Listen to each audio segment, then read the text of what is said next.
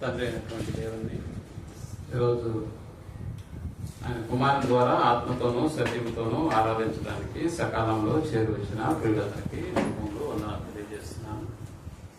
ప్రియమైనటువంటి దేవుని వల్ల దేవుడు మనొక దినాన్ని మనకు అనుగ్రహించారు.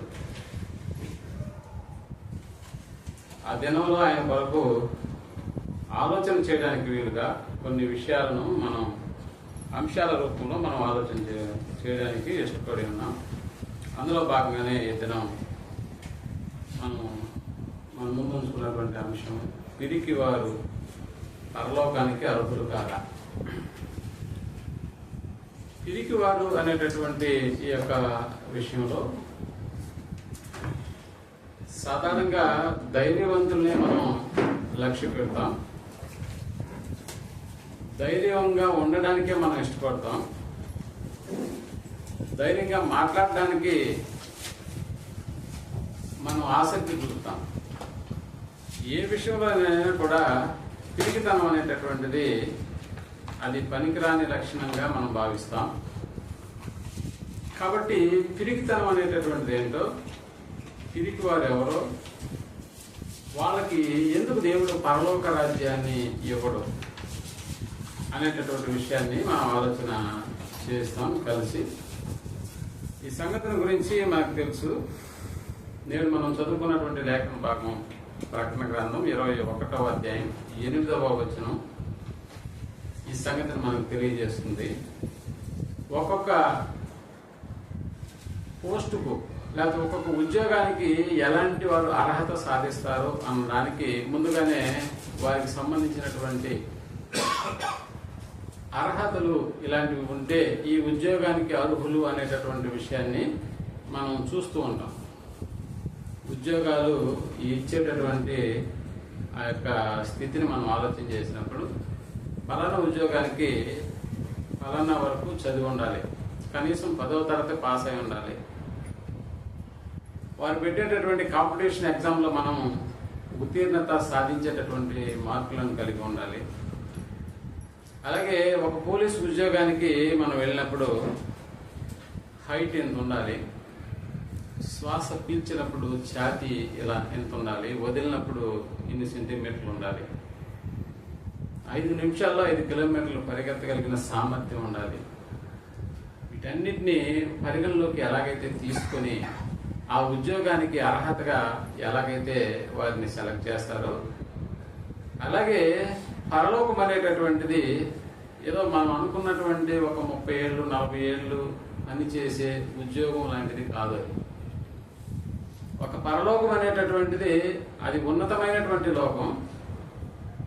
ఈ యొక్క లోకాన్ని అనగా భూలోకాన్ని విడిచిన తర్వాత భూలోకం అనేటటువంటిది ఒక మనిషి జీవిత కాలాన్ని నిర్దేశిస్తూ 70 లేక 80 సంవత్సరాలు అని చెప్తున్నటువంటి ఈ లోకంలో ఆకలి దప్పులు ఆయాసం తప్ప మరేమీ లేదన్న సంగతి కూడా మనకు తెలుసు.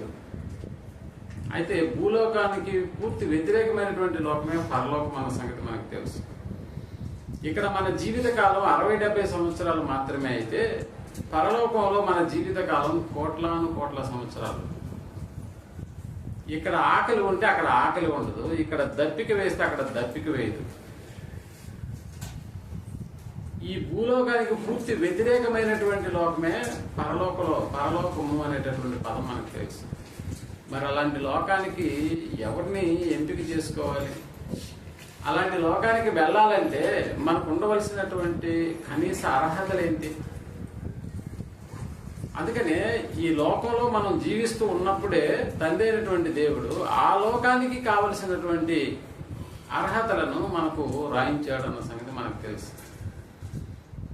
ఆ మధ్య నీట్ రాశారు, ఎంసెట్ ఎగ్జామ్స్ రాసినటువంటి వాళ్ళు దాదాపుగా లాంగ్ టర్మ్ అని షార్ట్ టర్మ్ అని కోచింగ్లకు వెళ్ళి అందులో రాబోయేటటువంటి ప్రశ్నలు ఏంటో వాటి విషయంలో చాలా తర్ఫీదు తీసుకున్నటువంటి సంఘటనలు మనకు తెలుసు.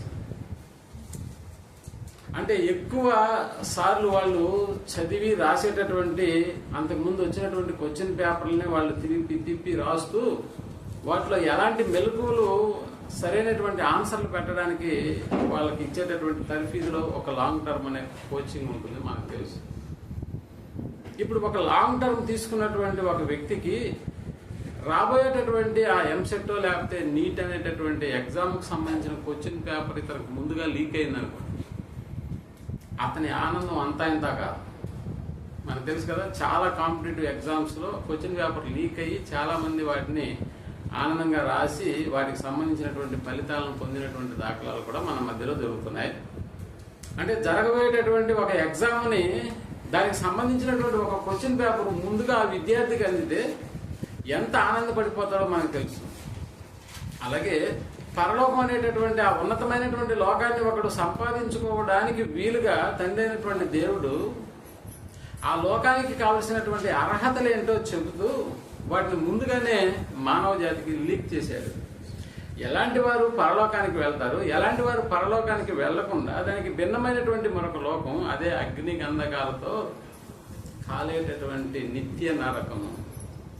రెండు నిత్య జీవానికి సంబంధించినటువంటివే, రెండు నిత్యత్వానికి సంబంధించినటువంటివే. ఒకటేమో నిత్య నరకము, రెండోది నిత్య జీవము అనేటటువంటి.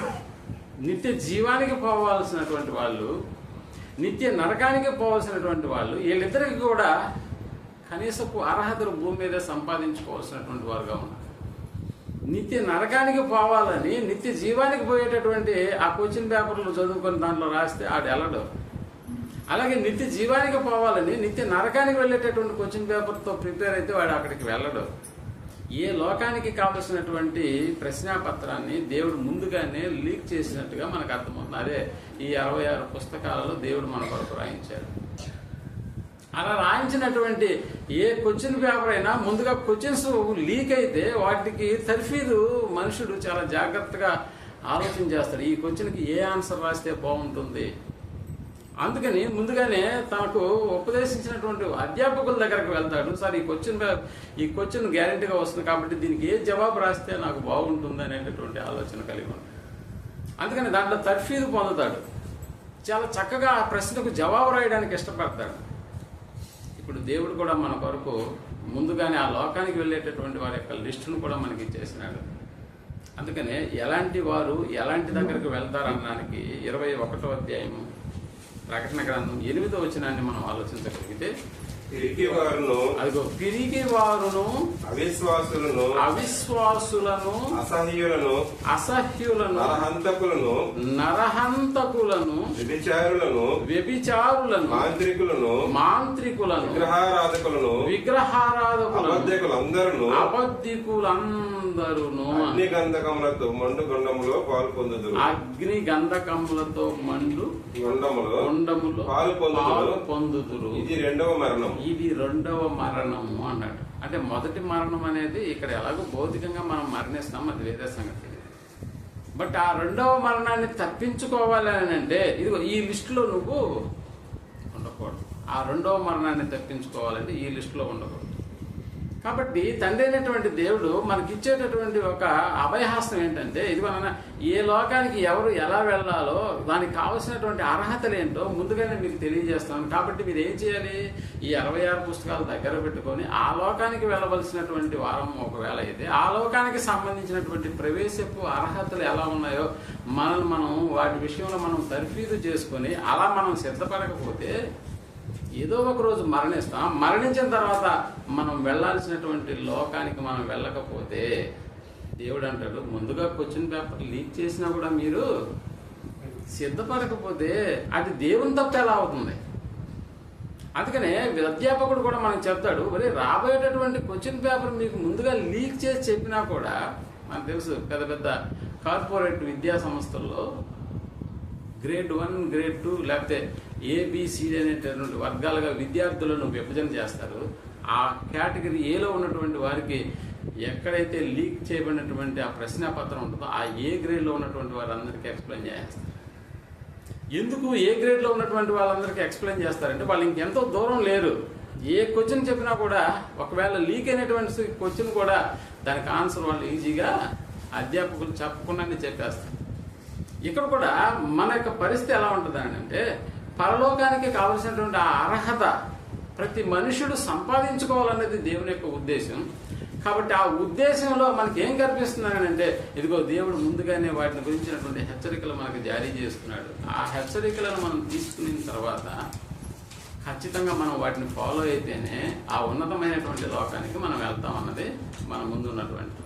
ఇప్పుడు మనం ఆలోచన చేసినట్లుగా పిరికివారు పరలోకానికి అర్హులు కారా అనేటటువంటి అంశాన్ని మనం ఆలోచన చేసినప్పుడు, పిరికివారు అనేటటువంటి ఆ కేటర్లో కొంతమందిని దేవుడు ఏర్పాటు చేసినాడు. వీళ్ళందరూ ఎవరయ్యా అంటే అబద్ధికులందరూ అగ్నిగుండములో మండు, అగ్ని గంధకములతో మండు గుండములో పాలు పొందుదురు అని, అంటే నిత్యాగ్నికి వెళ్ళిపోతారు.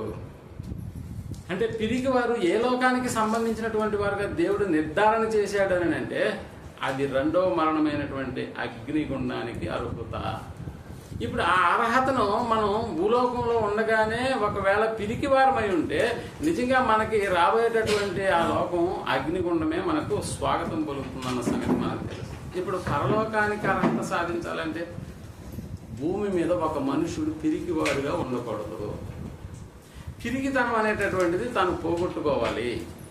చాలామంది మనకు తెలుసు ఈ యొక్క పిరికితనం అనేటటువంటిది సాధారణంగా మనిషిలో ఇది మనకు కనిపిస్తున్నది. ప్రతి మనిషి అనేటటువంటి వాళ్ళు మనకు కనిపిస్తున్నది. అంటే ఇక్కడ పిరికితనం అని అంటే దాని అర్థం భయపడడం, ప్రతి చిన్నదానికి ఉలిక్కి పడడం, కన్ఫ్యూజ్ అయిపోవడం. అయ్యో ఇలాంటి కార్యక్రమాన్ని నేను ఎలా చేయగలుగుతాను అనేటటువంటి నిస్సహాయత, నిస్పృహ, తన జీవితాన్ని కృంగదీసేటటువంటి కార్యక్రమాలు కలిగి ఉండేటటువంటి స్థితిని మనం ఏమంటామంటే ఆడు పిరికివాడురా అని అంటూ ఉంటాం. నిజంగా ఆ భయం అనేటటువంటిది ఎలా ఉంటుంది అని అంటే, ఆ మధ్య ఒక పేషెంట్తో నేను ఇంటరాక్షన్ ఆయనతో నేను జరిపినప్పుడు, ఒక డిస్కషన్ జరిగినప్పుడు, నీకు ఏంటి నీ భయం అని డాక్టర్ దగ్గరకు తీసుకెళ్ళి, ఒక మానసిక రోగులను ఆ ట్రీట్మెంట్ ఇచ్చేటువంటి డాక్టర్ దగ్గర నేను ఆ పేషెంట్తో పాటు కూర్చున్నప్పుడు నేను అడిగాను డాక్టర్ గారు ఇలాంటి మనుషులు కూడా ఉంటారా అని అంటే, ఇలాంటి మనుషులు చాలామంది ఉంటారు. ఇంతకీ ఏంటి ఈ ప్రాబ్లం అని అంటే, ఇప్పుడు సపోజ్ ఆమె ఒక ఇంట్లో పడుకున్నప్పుడు ఆ ఇంట్లోకి ఎవరైనా వచ్చినా, ఇది తన బంధువులే వచ్చినా కూడా, అమ్మో వీళ్ళు నన్ను కొట్టేస్తారేమో, వీళ్ళు నన్ను చంపేస్తారేమో, ఇది బంధువులే. భర్త వచ్చినా కూడా ఆ ఫీలింగ్ ఎలా ఉంటుంది అని అంటే, వీడు కత్తి తీసుకొని కొట్టేస్తాడేమో, వీడు ఆ చీర నాకు మెడకి ఊరేసి చంపేస్తాడేమో, ఇది భర్తనే. అలాగే పిల్లలు ఇచ్చి వచ్చినా కూడా పిల్లలను కూడా ఎలా ఫీలింగ్ అవుతుందని అంటే, అమ్మో వీళ్ళు నన్ను గొంతులను చంపేస్తారేమో. ఇదేంటిది, నీకు పెళ్ళయింది, పిల్లలు ఉన్నారు, జీవితాన్ని హ్యాపీగా గడుపుతున్నావు, మరి ఇలాంటి ఆలోచన ఎందుకు వస్తుంది నీకు అని అంటే, ఏమో సార్ నాకు తెలియదు. ఏంటి డాక్టర్ ఇలాంటి వాళ్ళు కూడా ఉంటారా అని అడిగినప్పుడు, అవునండి ఇలాంటి వాళ్ళు కాదు, ఇంకా చాలా విపరీతమైనటువంటి మానసిక స్థితి కలిగినటువంటి వాళ్ళు ఉంటారు అని చెప్తుంది డాక్టర్. అంటే ఇలా అనిపిస్తుందా? అవును ఇలా అనిపిస్తుంది.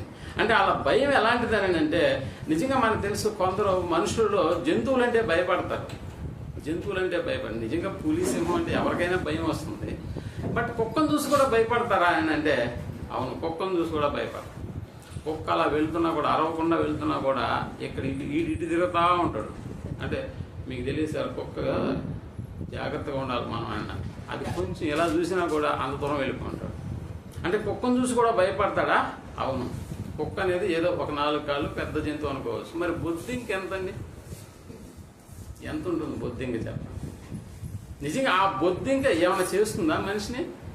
కొన్ని కరిసి బొద్దింక కరిసి చనిపోయినటువంటి వాళ్ళు ఉన్నారని ఎప్పుడన్నా చూసారా పేపర్?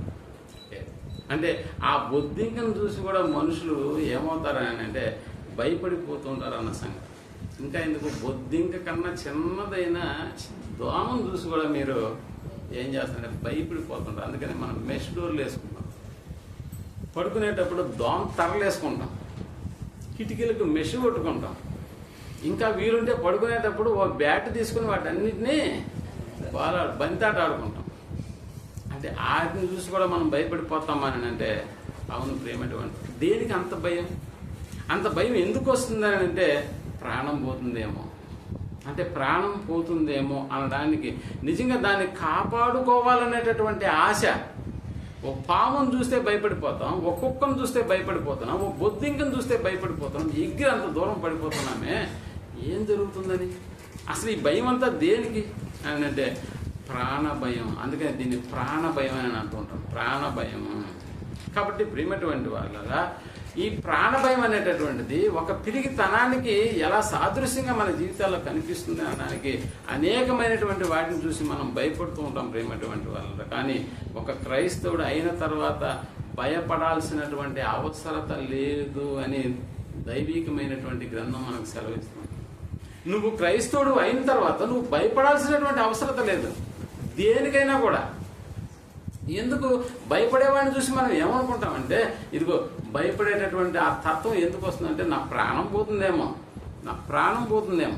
నన్ను చంపేస్తారేమో. అందుకనే ప్రాణభయం కలిగినటువంటి ప్రతి ఒక్కడు కూడా ఎలా ఉంటాడని అంటే తన స్థితిలో ఇదిగో పిరికివాడుగా తయారైపోతూ ఉంటాడు. అందుకనే ఆ స్థితిలో నుంచి మనం బయటపడడానికే దేవుడు అనేకమైనటువంటి సాదృశ్యాలు మన కొరకు ఉంచుతున్నాడు. ఎందుకంటే నువ్వు పిరికివాడుగా ఉండడానికి లేదు. ఒకవేళ పిరికివాడుగా ఉంటే నీకు నేను ఏర్పరిచినటువంటి ఆ ఉన్నతమైనటువంటి లోకం రాదు. దానికి కావలసినటువంటి అర్హత నువ్వు భూమి మీద ఉండగానే సంపాదించుకోవాలి. కాబట్టి పిరికితనం అనేటటువంటిది నీ జీవితంలో ఉండడానికి వీలేదు. ఒకవేళ ఉంటే నువ్వు నిత్య నరకంలోకి వెళ్ళిపోతావే తప్ప నిత్య జీవంలోనికి రాలేవు. కాబట్టి దేవుడు ఎన్నిసార్లు మనం ఏ విధంగానైనా కూడా మనల్ని హెచ్చరిక చేస్తూ ఉంటాడు. ఆ హెచ్చరికను మనం తీసుకున్న వాళ్ళమే అయితే, ఆ హెచ్చరికను అనుసరించినటువంటి వాళ్ళమే అయితే పిరికితనం అనేటటువంటిది మన జీవితాల్లోకి లేకపోతే మన హృదయాల్లోకి దాన్ని మనం రానివ్వకుండా ఆలోచన చేసుకోవాలి ప్రియమైనటువంటి వాళ్ళు. అందుకనే అసలు పిరికి వారు కూడా నిజంగా అగ్ని గంధకాలు అనేటటువంటివి వారిని బాధిస్తాయని అంటే అవును ప్రియమైనటువంటి వాళ్ళు. పిరికి వారు ఏ లోకానికి సంబంధించిన వాళ్ళు అని అంటే ఇదిగో నిత్య అగ్ని గుండానికి సంబంధించినటువంటి వాళ్ళు. అందుకని ప్రియమైనటువంటి వాళ్ళరా నిజంగా మనం అప్పుడప్పుడు కొంతమంది మనుషులను చూసినప్పుడు మనం ఎలా అనుకుంటుంటామంటే ఇదిగో వీడు చాలా భయస్తుడురా, వీడు పిరికివాడు అనేటటువంటి మాటలు మనం మాట్లాడుతూ ఉంటాం. కొన్నిసార్లు చూడండి మన పిల్లలు కూడా కరెంటు పోయిందనుకోండి, ఉన్నట్టు కరెంటు పోయిందనుకోండి వెంటనే అమ్మ ఎక్కడ ఉందా అని ఎత్తుక్కుంటారు. ఆ చీకట్లో కూడా వెంటనే అమ్మ దగ్గరగా ఉంటే ఎగిరి అమ్మని వాటేసుకుంటూ ఉంటారు. ఈ సంగతి మనకు తెలుసు.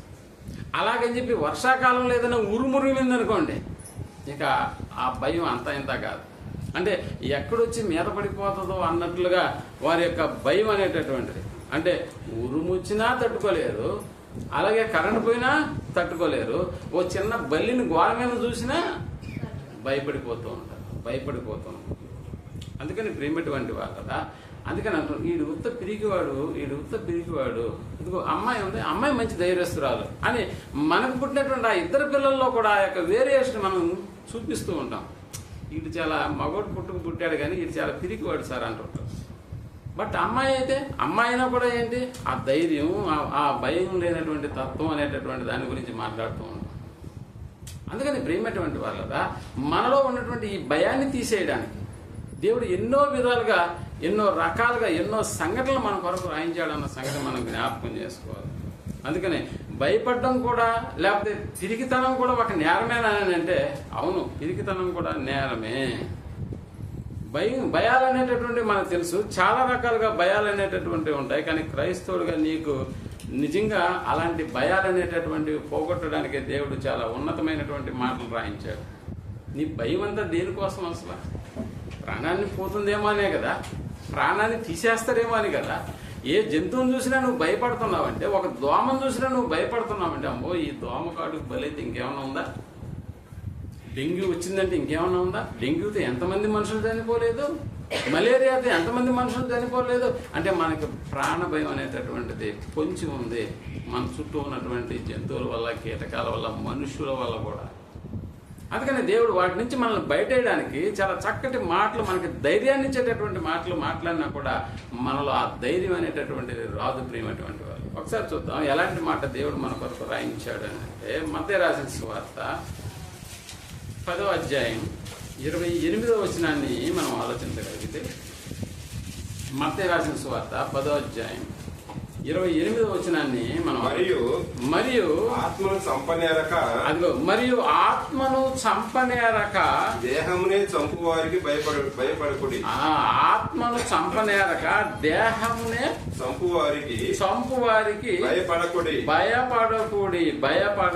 ఇప్పుడు ఎవరిని చూసి భయపడమన్నాడు, ఎవరిని చూసి భయపడద్దు అన్నాడు. ఇప్పుడు ఎవరిని చూసి భయపడమంటున్నాడు, ఎవరిని చూసి భయపడద్దు అన్నాడు అని అంటే, అందుకని ఇక్కడ చాలా క్లియర్ గా దేవుడు రాయించాడు. మరియు ఆత్మను చంపనేరక దేహమునే చంపువారికి భయపడకూడి అన్నాడు. ఇప్పుడు దేహం చచ్చిపోతామన్న భయమే కదా మనకి ఇన్ని రోజులు మనం భయపెడుతుంది మనల్ని. దేహాన్ని చంపేస్తారనే కదా భయపడుతున్నాం, దేహాన్ని చంపేస్తున్నారనే భయపడతాం. ఒక కుక్కను గురించి మనం ఆలోచన చేసినా కూడా అమ్మో ఇది కరిచేస్తుందేమో, ఒక పామును చూసి భయపడ్డా కూడా అమ్మో ఇది కాటేసేస్తుందేమో. కాబట్టి ఏం జరుగుతుందని అంటే చనిపోతామేమో. కాబట్టి ఈ భయం అనేటటువంటిది ఎలా మనిషిని కృంగతీస్తుందో మనకి బాగా తెలుసు. కాబట్టి దేవుడిచ్చేటటువంటి ఈ యొక్క ఉన్నతమైనటువంటి ఈ మాటలు నువ్వు గ్రహించగలిగితే, ఇదిగో దేహమును మరియు ఆత్మను చంపనేరక దేహమునే చంపువారికి భయపడకుడి. కానీ ఆత్మను దేహమును కూడా నరకములో నశింపజేయగలవానికి ఎలా భయపడాలంట? మిక్కిలి భయపడాలి. ఎందుకు? ఆత్మ చావదు.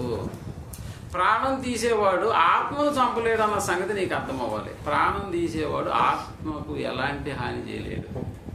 అంతే కదా. ఒకడు కత్తి తీసుకొని మన దగ్గరకు వచ్చి అది వలిసి ఈ బంగారు ఇచ్చి అన్నాడు అనుకోండి, ఖచ్చితంగా ఇచ్చేస్తామా? ఒరే నన్ను చంపితే చంపుతావేమో కానీ నా ఆత్మను కూడా ఇంచు కూడా కదిలించలేవు అని అంటామా? అసలు అనం. ఎందుకంటే అసలు ఆత్మ అన్న సంగతి మనకి జ్ఞాపకం రాదు. మనం ఆత్మల అన్న సంగతి మనం మర్చిపోతాం.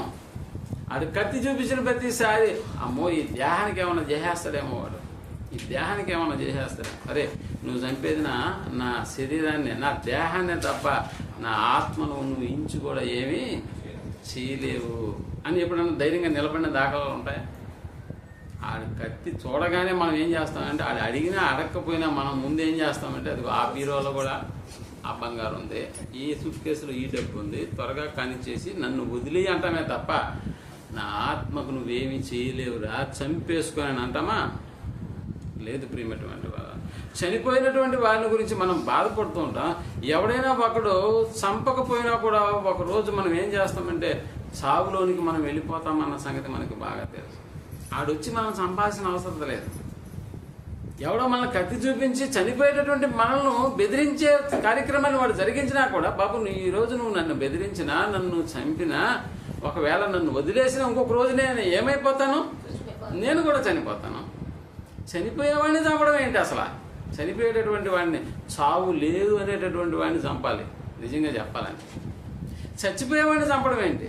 చచ్చిపోయేటటువంటి వాడిని చంపడం ఏంటి? కాబట్టి వెనక ముందు అంతే. కొద్ది రోజులు ముందుగా వెళ్ళిపోతాం, కొద్ది రోజుల తర్వాత మనం కూడా వెళ్ళిపోతాం.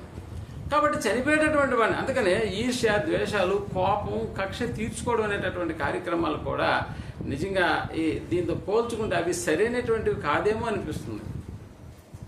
వయసులో ఒకరిని ఒకవేళ పొడి చేసినా, ఆ పొడిచినటువంటి వాళ్ళ తాలూకు వాళ్ళు మళ్ళా పొడిచినటువంటి వాడిని ఎలా ప్లాన్ చేసి చంపాలా అని ఆలోచన చేస్తారు. నువ్వు అలా కత్తెత్తుకొని వాడిని పొడిచినా ఆడు చచ్చిపోతాడు, పొడవకుండా వదిలేసినా కొద్ది దినాలకి వాడే ఏ డెంగ్యూ వచ్చో, మలేరియా వచ్చో, లేదా లారీ కింద పడు ఏదో ఒక రూపేణ ఏమైపోతాడు? చచ్చిపోతాడు. అలాంటి వాడి కోసం నువ్వు ఎందుకు ప్లాన్ లేడు? అలాంటి వాడి కోసం నువ్వెందుకు కత్తెత్తుకొని తిరగడం? అందుకనే దేవుడు ఇక్కడ చెప్తున్నాడు, మరియు ఆత్మను చంపనేరక దేహమునే చంపువారికి భయపడకుడి. కానీ అంటే ఇక్కడ దేహాన్ని మాత్రమే చంపుతారు, ఆత్మను ఏమి కూడా కదిలించలేరు అన్న సంగతి మనకి బాగా తెలుసు ఇక్కడ. అందుకనే ఆత్మను చంపేటటువంటి వారికి, ఆత్మను అది ఆత్మను దేహమును కూడా తీసుకెళ్లి నరకములో వేసేటటువంటి వారికి, ఇది తెలియక చాలా మంది భయపడుతూ ఉంటారు. అంటే నీ భయం ఎక్కడ దాకా వచ్చి ఆగిపోయిందంటే నీ భయం దేహం దాకా వచ్చి ఇక్కడే ఆగిపోయింది. ఇదే అనుకుంటున్నావు, ఇదే అనుకుంటున్నావు, కానీ దీని వెనకాల ఆత్మ ఉందన్న సంగతి నువ్వు మర్చిపోయావు. ఆత్మను, నీ దేహాన్ని చంపేవాడు ఆత్మను ఏం చేయలేడు. బాగా గుర్తుపెట్టుకోండి, నీ దేహాన్ని చంపేవాడు ఆత్మను ఏమీ చేయలేడు, ఏమీ చేయలేడు. ఇప్పుడు ఈ సంగతి మనకు తెలిసిన తర్వాత కూడా మనం భయపడ్డాం అనుకో, ఈ సంగతి మనకు తెలిసిన తర్వాత కూడా మనం భయపడ్డాం అనుకో, ఇప్పుడు మనం నేరస్తులమా కాదు? ఇప్పుడు నాకు దెయ్యాలంటే భయం లేవు అని నేను గంటాపదంగా బల్ల బుద్ధి మరీ చెప్పానండి. దెయ్యాలంటే భయం లేవని ఒక మీటింగ్లో చెప్పేసి అది అయిపోయిన తర్వాత శ్మశానం గుండా వెళ్తుంది రోడ్లో బండి. ఇప్పుడు గజ గజ గజ గజ వణుకుతున్నాను అనుకో. ఏం సార్ అలా వణికేరు అంటే దెయ్యాలు అంటే శ్మశానం వచ్చింది కాబట్టి ఇప్పుడు గజ గజ వణుకుతున్నాను అనుకో. పరిస్థితి ఎలా ఉంటుంది? ఇప్పుడు దాకా చెప్పింది ఏంటి సార్ అని నడిపేవాడు అన్నాడు అనుకో. అని అక్కడంటే అందరి ముందు చెప్పాను దెయ్యాలంటే నాకు భయం లేదని, కానీ ఇప్పుడు దెయ్యాలకుండా పోవాలంటే అదనమాట. అందుకని ప్రియమైనటువంటి వాళ్ళదా దెయ్యాలు లేవని తర్వాత కూడా నిజంగా శ్మశానాన్ని చూసి మనం గజగజ వణకడం అనేటటువంటిది ఎంత విడ్డూరంగా ఉంటుందో. దేహాన్ని చంపేటటువంటి వాడు ఆత్మను ఏమీ చేయలేడు. కాబట్టి దేహాన్ని చంపేటటువంటిది ఏదైనా కూడా దాన్ని చూసిన ప్రతిసారి నువ్వు భయపడిపోతున్నావని అంటే, వణికిపోతున్నావని అంటే, ఇప్పుడు దేవుడి మాట నువ్వేం చేస్తున్నావు? అపహాస్యం చేస్తున్నావు. నమ్మట్లేదు. ఎన్నిసార్లు ఎన్ని ప్రసంగాలు మనం విన్నా కూడా మరలా అలాంటి శ్మశానం వస్తున్న ప్రతిసారి భయపడతా ఉన్నాం అనుకో. అరే దెయ్యాలు లేవని దేవుడు ఒక పక్క చెప్తున్నా కూడా శ్మశానాన్ని చూసిన తర్వాత ఎందుకు ప్రతిసారి భయం వేస్తుంది? పలానా ఇంట్లో దెయ్యాలు ఉన్నాయి సార్ అని ఒక వార్త వచ్చినప్పుడు ఆ ఇంటి రూట్లో వెళ్ళేటప్పుడు కూడా మనం ఏం చేస్తామంటే భయపడిపోతూ ఉంటాం ప్రేమ. అలా భయపడతామని అంటే నిజంగా వాక్యం మీద మనకి ఏం లేదు, నమ్మకం లేదు. వాక్యం మీద మనకి నమ్మకం లేదు. మనం చెప్పినటువంటి మాటను నిజంగా ప్రేమటువంటి వాళ్ళరా ఇతరులు నమ్మటం లేదని అంటే అని తెలిస్తే మనం కూడా చాలా బాధపడు. ఏంటి నేను మాట ఇచ్చినా కూడా వాడు నా మాట మీద నమ్మకం కుదరలేదని అంటే నన్ను వాడు ఏం చేయట్లేదు, నమ్మట్లేదని బాధపడిపోతుంటాం ప్రేమటువంటి వాళ్ళు. నమ్మట్లేదని బాధపడిపోతాం. అందుకనే చావు అంటే ఏమిటో అని దేవుడు చెప్పినా కూడా నిజంగా చావుకు భయపడడం అనేటటువంటి కార్యక్రమం మన జీవితాల్లో ఉండకూడదు. చావు అంటే ఏంటో దేవుడు చెప్పిన తర్వాత కూడా నిజంగా మనకు తెలుసు. అప్పుడప్పుడు యాక్సిడెంట్లో ఏదైనా ఒక చెయ్యి పోగొట్టుకున్నాడు అనుకోండి, అతని ఫీలింగ్ ఎలా ఉంటుంది అంటే వెంటనే కట్ అయ్యి చెయ్యి ఎంత దూరం పడిపోయినా కూడా అతను నా చెయ్యి కట్ అయిపోయింది అన్న ఫీలింగ్ రాదు వెంటనే. ఎందుకంటే ఆ నరాలన్నీ తీసుకెళ్ళి మైండ్కి కనెక్షన్ ఇవ్వాలి. ఆ కనెక్షన్ ఇచ్చిన తర్వాత కానీ అతనికి అర్థం కాదు ఏది నా చెయ్యి ఎక్కడ పోయింది అనే ఫీలింగ్ అనమాట. అలాగైతే అంటే చాలా దూరం పడిపోయిన తర్వాత కానీ ఇతనికి కొద్దిసేపటికి కానీ అర్థం కాదు, ఇతనికి ఏం జరిగిందో ఇతనికి అర్థం కాదు. ఎందుకంటే ఆ నరాలు మళ్ళీ వెళ్ళి కనెక్ట్ చేయట్లేదు. ఇదిగో నీ చెయ్యి తెగి పడిపోయిందని ఎప్పుడైతే మనం బ్రెయిన్కి ఇస్తాయో అప్పుడు మాత్రమే బ్రెయిన్ అలర్ట్ చేస్తుంది. అందుకని ఆ రోజంతా అతనికి ఏం కాదు. మీరు బాగా గమనించండి, చెయ్యి కట్ అయిపోయినటువంటి వ్యక్తి ఆ రోజు సాయంత్రం దాకా ఏం కాదు. ఆ తర్వాత నొప్పి అనేటటువంటిది మొదలవుతుంది. అందుకని ప్రియమైనటువంటి వాళ్ళ చావుకు భయపడేటటువంటి వాడు క్రైస్తవుడు కాదు. ఎందుకంటే క్రైస్తవుడికి ఎప్పుడు కూడా చావు భయం అనేటటువంటిది ఉండకూడదు. ఆడు ఎప్పుడు పిరికివాడు కాదు. పిరికివాడుగా వాడు ఉండడానికి వీలేదనేటటువంటి మాట. ఎందుకంటే దేవుడు మనల్ని ఎందుకు ఇలాంటి మాటలతో మనల్ని ప్రోత్సహిస్తున్నాడు, ఎందుకు పురికొల్పుతున్నాడు అని అంటే ఎక్కడ పిరికివాడు అయిపోతే నీకున్నటువంటి స్థానం వేరే, నీకున్నటువంటి లోకం వేరే అని దేవుడు ఆయనకు తెలుసు. కాబట్టి ముందుగానే మనకి లీక్ చేస్తున్నాడు పేపర్ను. నన్ను ఆ లోకానికి వెళ్ళాలని అంటే నువ్వు పిరికివాడుగా ఉండకూడదు. అసలు పిరికితనం ఎందుకు వస్తుంది మనలో? మన ప్రాణ భయం. మన ప్రాణాన్ని ఏమన్నా చేసేస్తారేమో, మనకి ఏదైనా అయిపోతుందేమో అనేటటువంటిది. అందుకని ప్రేమటువంటి వాళ్ళరా క్రైస్తవుడు పిరికివాడుగా అగుట చేత ఏమైనా నష్టం ఉందా అని అంటే పిరికివాడుగా అయిన తర్వాతనే ఆడికి నష్టం అనేటటువంటిది దాపురిస్తుంది. దేనికి అంటే ఆ నష్టం ఒక ఉన్నతమైనటువంటి లోకాన్ని నీకు దూరం చేస్తుంది. ఒక ఉన్నతమైనటువంటి లోకం ఎందుకు అంటున్నానంటే కోటాను కోట్ల సంవత్సరాలు మనం ఆ లోకంలో ఉండబోతున్నాం. ఆ లోకమే మనకి కాదు అనేటటువంటి ఆ స్థితిని ఒకసారి ఊహించుకుంటే అది తీరని నష్టం అన్న సంగతి మనకు తెలుసు ప్రేమటువంటి వాళ్ళు. నిజంగా ప్రాణానికి భయపడినటువంటి వాడు ఎవడైనా ఉన్నాడా చరిత్రలో అని మనం ఒకసారి ఆలోచించుకుంటే మనకు తెలుసు. దృష్టాంతాలుగా దేవుడు ఎన్నో సంఘటనలు మనకు రాయించాడన్న సంగతి. దృష్టాంతాలుగా మనకు బుద్ధి కలుగుటకు, బోధ కలుగుటకు ఎన్నో చరిత్రలు మన కొరకు దేవుడు పాత నిబంధన గ్రంథంలో ఎన్నో చరిత్రలు మనకు రాయించాడు. నిజంగా ప్రాణం మీదకు వచ్చినా కూడా భయపడకుండా దేవుని మీద లక్ష్యం ఉంచినటువంటి వ్యక్తి ఎవరైనా ఉన్నారా అని ఒకవేళ మనం అనుకుంటే, ఇదిగో ఆ వ్యక్తి మనకు కనిపిస్తున్నాడు. ఆ వ్యక్తి పేరుతో రాయబడింది ఒక పుస్తకం, ఆయనే నెహెమ్యా. నెహెమ్యా గ్రంథంలోకి వెళ్ళి ఒకసారి మనం ఆలోచించేద్దాం. నెహెమ్యా ఎవరు, అసలు ఆయన ఒక గ్రంథాన్ని ఆయన పేరుతో రాయడానికి దేవుడు ఎందుకు ఇష్టపడ్డాడు అనేటటువంటి విషయాన్ని మనం ఆలోచన చేసినప్పుడు చాలా సంగతులు అద్భుతంగా మనకి అర్థమవుతాయి. ఎస్తేరు గ్రంథానికి ముందు ఉంటుంది, ఎజ్రా గ్రంథం తర్వాత మనకు కనిపిస్తుంది. నెహెమ్యా గ్రంథం 2వ అధ్యాయం 1వ వచనాన్ని మనం ఆలోచించగలిగితే, అటు తర్వాత అర్తహషస్త రాజు ఏలబడి కాలమున 25వ సంవత్సరమున వీసాను మాసమందు రాజు ద్రాక్షారసం త్రాగవలని చూస్తుండగా, ద్రాక్షారసము త్రాగవలనని చూచూ ఉండగా అన్నాడా, అడిగాడా? చూస్తుండగా. అంటే ద్రాక్షారసం నాకు కావాలి అని అడగలా, ఏదో కోసం ఎదుగుతున్నాడు ఆయన, ఏదో దానికోసం ఎతుకుతున్నాడు. ఆయన దేనికోసం ఎతుకుతున్నాడు అన్న సంగతి ఆయన దగ్గర పనిచేసేటటువంటి నెహెమ్యా అర్థం చేసుకున్నాడు. నిజంగా ప్రియమైనటువంటి వాళ్ళరా, అంటే ఇక్కడ నెహెమ్యా అనేటటువంటి ఆయన ఒక బానిసగా ఉన్నాడు ఆ రాజు దగ్గర, పానదాయకుల అధిపతి. నిజంగా చెప్పాలంటే ఎక్కడో యెరూషలేము ప్రాంతం నుంచి చెరబట్టబడినటువంటి వాళ్ళల్లో నెహెమ్యా కూడా ఒకడు. ఆ నెహెమ్యా ఇప్పుడు రాజు దగ్గర ఏ పని చేస్తున్నాడంటే, ఇక్కడ ద్రాక్షారసం అని అంటే వైన్, ద్రాక్షారసం అంటే వైన్ అంటే ఇదిగో రాజులు తాగేటటువంటి ద్రాక్షారసం అంటే ఏదో ఇప్పుడు మనం తాగుతున్నటువంటి ద్రాక్షారసం కాదు, వాళ్ళు బాగా కొల్లబెట్టిన ద్రాక్షారసం, మత్తెక్కించేటటువంటి ద్రాక్షారసం. ఇదేంటండి అలాగని చెప్పి నెహెమ్యాకి ఏమన్నా కొత్త ఉంటుందా? రాజు కొద్దిగా 2 సిప్పులు తాగేస్తే మిగిలిన సిప్పులని ఎవరివి? అంతే కదా. మీరు బార్లో పనిచేసే వాళ్ళని మీరు గమనించండి, చాలా మంది ఎక్కువ తాగేసి ఒక గ్లాస్ తాగని కూడా తాగరు, అలాగనే పెట్టేస్తారు. నీకెట్ట తెలుస్తారు అంటారేమో. అఫ్కోర్స్ పోయి కూర్చొని తాగిన దాఖలాలు లేవు. అయితే ఆ విషయం కాదు, అంటే ఈ మిగిలినటువంటి వాటన్నిటిని అక్కడ సప్లై చేసిన వాడు తాగకుండా ఉంటాడు, ఆడు తీసుకెళ్లి పారేస్తాడా? అంతేనా? ఇప్పుడు నీకెలా తెలిసింది నేను అడిగినా? సో అలా కాదు. అంటే దీన్ని బట్టి ఏమర్థం అవుతుందంటే, నెహెమ్యా అనేటటువంటి ఆయన రాజు దగ్గర పానదాయకుల అధిపతిగా ఉన్నాడు, సేవకుడుగా ఉన్నాడు. కానీ ఉండాల్సింది ఎక్కడ అంటే యెరూషలేములో ఉండాలి. అందుకనే రాజు పేరు రాశాడు. నిజంగా అక్కడ రాజు ద్రాక్షారసం తాగవలని చూచుచుండగా, నేను ద్రాక్షారసము తీసుకుని రాజునకు అందించి తిని అన్నాడు. రాజునకు ఇస్తున్నాడు. నిజంగా రాజు దేని గురించి ఎదుగుతున్నాడో ఈయనకి తెలుసా?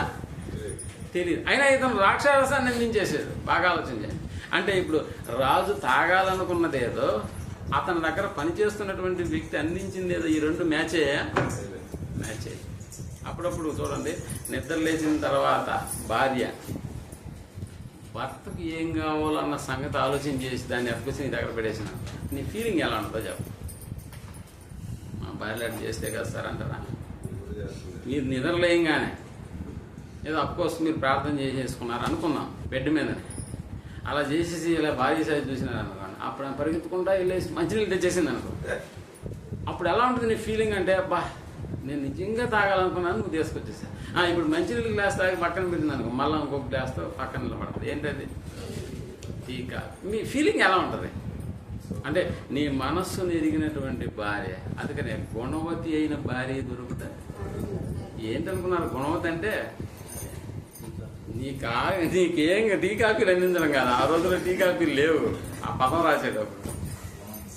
అంటే నీకేం కావాలో అన్నదానికి ముందుగానే తను ఏదైతే ఆలోచన చేసి నీ ఆలోచన కలిసి ఆ కార్యక్రమాన్ని కొనసాగిస్తాయే, అదనమాట గుణవతి అయిన భార్య దొరుకుట అరుదు అనేటట్టు. అంటే నీకు ఏం కావాలో తెలుసుకుని దాన్ని అందించడమే అనేటటువంటి కార్యక్రమం, దాన్ని అందించడమే. అప్పుడప్పుడు అంటే చెప్పుకోకూడదు కానీ ఏదైనా మనసులో అనుకుంటుంది, నేను అది తెచ్చేస్తూ ఉంటాను. అరే ఇది నేను చెప్పాలనుకున్నానంటే మీరు తెచ్చేసినారు అంటే, లేదులే నేను నీ మైండ్లోకి వెళ్ళి అక్కడ ఏం కావాలో అనుకుంటాం, అవన్నీ చూసి తెచ్చేసినాను అని చెప్తుంటాను. అంటే మన పరిస్థితి ఎలా ఉంటుందని అంటే, ఎలా మనకి కావాల్సింది మనల్ని అడగకపోయినా కూడా మన దగ్గరకు తీసుకొచ్చేటటువంటి వాళ్ళ విషయంలో మన ఫీలింగ్ ఎలా ఉంటుందంటే చాలా ఆసక్తిగా ఉంటుంది వాళ్ళ మీద. వాళ్ళని చాలా బాగా చూస్తాం మనం. వాడికి ఏం కావాలో కూడా ఇవ్వడానికి ఇష్టపడతాం అన్నమాట. అలాగే ఇక్కడ రాజు ద్రాక్షారసం కావాలని ఆయన అడగలేదు, కానీ తాగాలని చూస్తున్నాడు. ఆ విషయాన్ని అర్థం చేసుకున్నటువంటి నెహెమ్యా ద్రాక్షారసాన్ని అందించాడు. అంటే తన పనిలో ఒక పర్ఫెక్షన్ అనేటటువంటిది చూపిస్తున్నాడు, ఒక క్వాలిటీ అనేటటువంటిది చూపిస్తున్నాడు.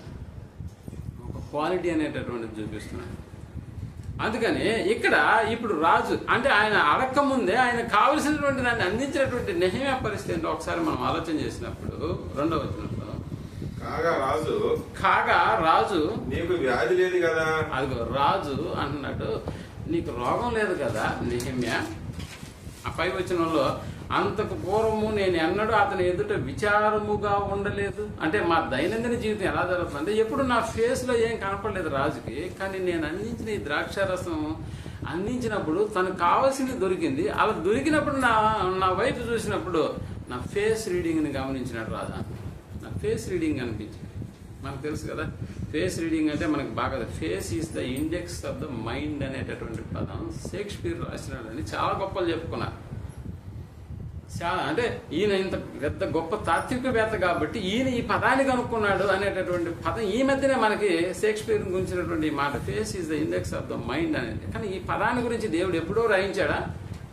యెషయా గ్రంథం 3:9 మళ్ళా చదువుకోండి మీరు. అంటే దేవుడు ఎప్పుడో ఈ యొక్క విషయాన్ని మన కొరకు రాయించేసేసాడు. ఇక్కడ రాజు చూస్తున్నటువంటి అలా అందించిన తర్వాత నేను ఎప్పుడు ఆయన ముందు విచారంగా లేను, అయినా కూడా రాజు నన్ను నా ముఖం చూసి అంటున్నాడు, రాజుగా నేను మాట్లాడుతున్నటువంటి మాట, నీకు రోగం లేదు కదా, మరి అలా అన్నప్పుడు నీకు వ్యాధి లేదు కదా, నీ ముఖం విచారంగా ఉన్నదేంటి? నీ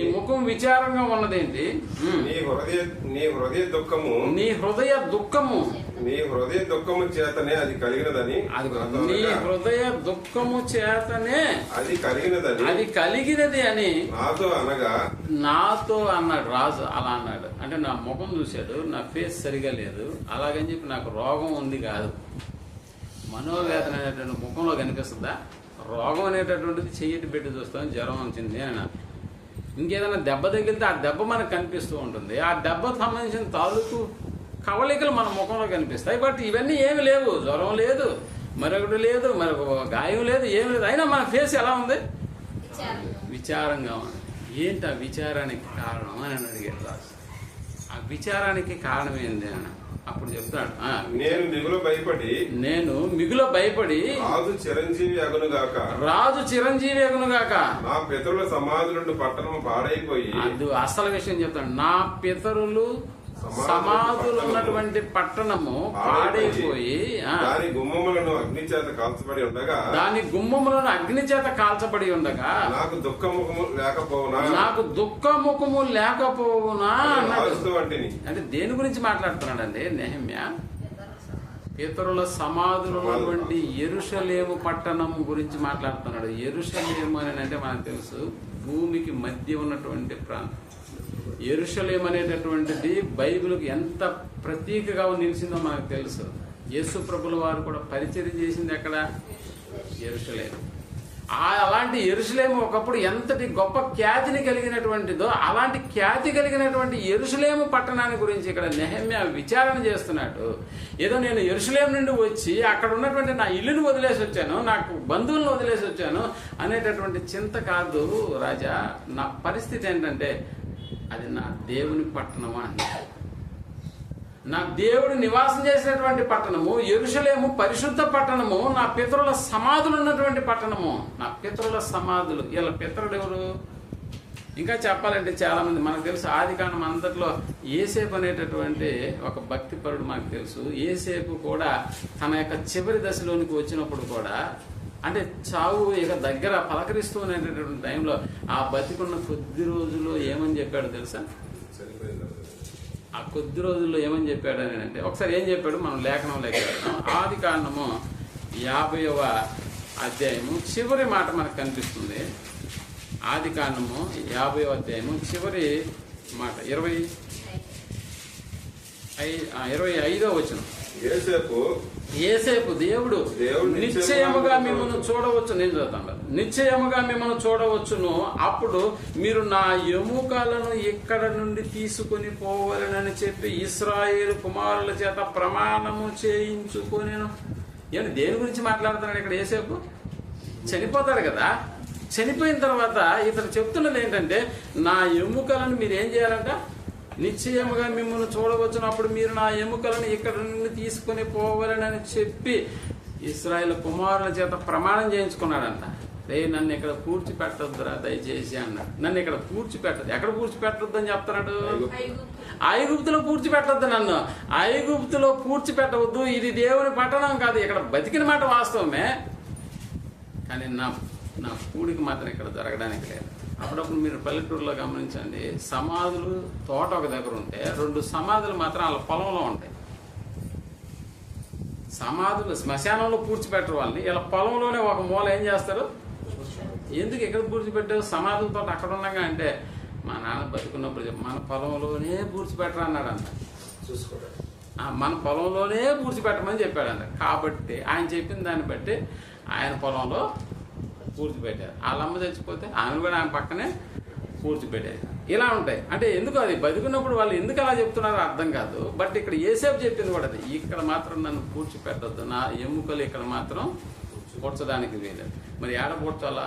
మీకు మళ్ళా దేవుడు ఒక రాజ్యం, ఆయన ఉన్నతమైనటువంటి ఆ యొక్క ప్రదేశాన్ని మీకు ఇస్తాడు. ఆ ప్రదేశంలోనే నన్ను పూడ్చిపెట్టాలి. దేవుడు మిమ్మల్ని దర్శించడానికి వస్తాడు.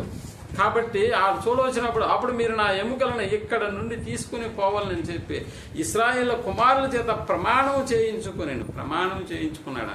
తీసుకెళ్ళను. అప్పుడు వాళ్ళు ఏం చేశారు? యేసేపు 110 సంవత్సరముల గలవాడై మృతి పొందాను. వారు సుగంధ ద్రవ్యములతో అతని శవమును సిద్ధపరచి ఐగుప్తు దేశమందు ఒక పెట్టిలో ఉంచి పూడ్చిపెట్టలేదా? పెట్టిలో పెట్టారు. సుగంధ ద్రవ్యాలతో కూడినటువంటి ఒక పెట్టిలో పెట్టారు. మరి పెట్టారు కదా, మరి అక్కడి నుంచి మనకు తెలుసు ఐగుప్తులోకి యాకోబు సంతతి వాళ్ళందరూ వచ్చారు. అక్కడ ఒక పెద్ద జనాంగం అయిపోయింది. ఐగుప్తులో దాదాపు 430 సంవత్సరాలు బానిసత్వ బ్రతుకు బతికారు. ఇప్పుడు అక్కడి నుంచి బయటికి తీసుకురావడానికి దేవుడు మోషే అనేటటువంటి నాయకుడిని తీసుకొచ్చాడు. ఇప్పుడు మోషే నాయకత్వంలో వీళ్ళందరూ ఎక్కడికి బయలుదేరారు? కనాన్ అనేటటువంటి దేశానికి బయలుదేరారు. దేవుడు పాలు తేనెలు ప్రవహించేటటువంటి దేశానికి మిమ్మల్ని తీసుకెళ్తానని చెప్పిన ఆ దేశంలోకి తీసుకెళ్ళడానికి వాళ్ళు అన్ని రెడీ చేసుకున్నప్పుడు, ఇది ఐగుప్తులో బ్రతుకుతూ అక్కడి నుంచి పాలు తేనెలు ప్రవహించే దేశానికి వాళ్ళు ప్రయాణం కట్టిన రోజున ఐగుప్తుల దగ్గరికి వెళ్ళి ఏదన్నా ఉంటే మీ గుర్తుగా మాకు ఇవ్వండి అని ఏం తెచ్చుకున్నారు? బంగారం తెచ్చుకున్నారు. కానీ ఇశ్రాయేల్ ప్రమాణం చేసినటువంటిది ఏముంది వాళ్ళ దగ్గర అంటే, సుగంధ ద్రవ్యాలతో పూడ్చిపెట్టకుండా ఒక పెట్టెలో పెట్టినటువంటి యేసేపు ఎముకలు కూడా ఉన్నాయా వాళ్ళతో? ఆటిని తీసుకుని కూడా బయలుదేరారా? ఆటిని తీసుకొని బయలుదేరారా? అవును, బయలుదేరారు. ఎలా బయలుదేరారు చూద్దాం. నిర్గమాకాండం 13వ అధ్యాయం 19వ వచనాన్ని మనం ఆలోచించగలిగాం. నిర్గమాకాండం మరియు మళ్ళా 13వ అధ్యాయం 19వ వచనం. రైట్. మరియు మోషే యేసేపు ఎముకలను తీసుకొని వచ్చాడు. అదిగో చూసారా? అంటే మోషేకి ఎలా తెలిసింది ఇది?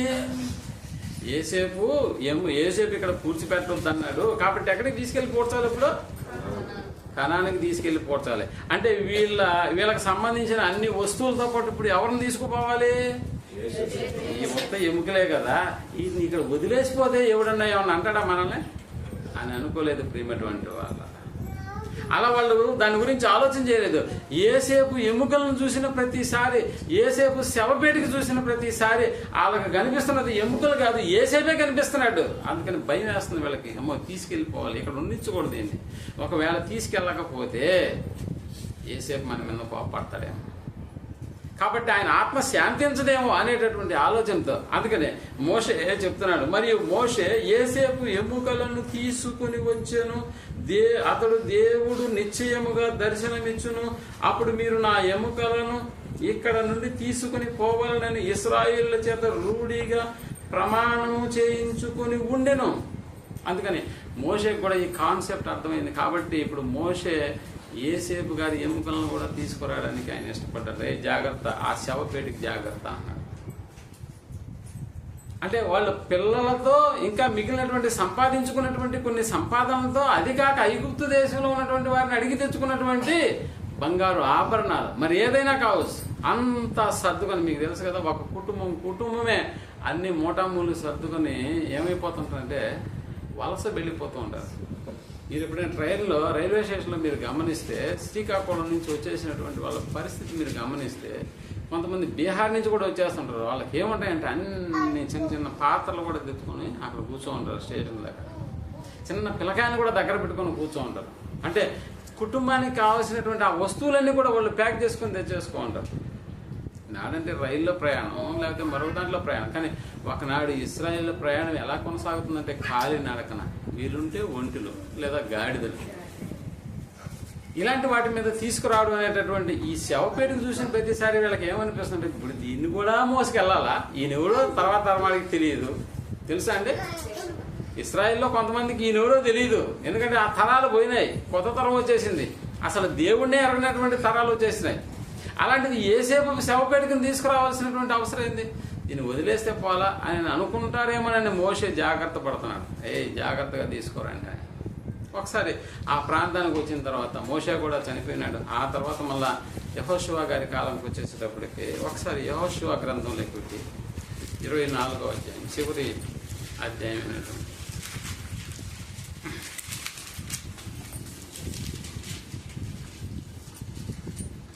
32వ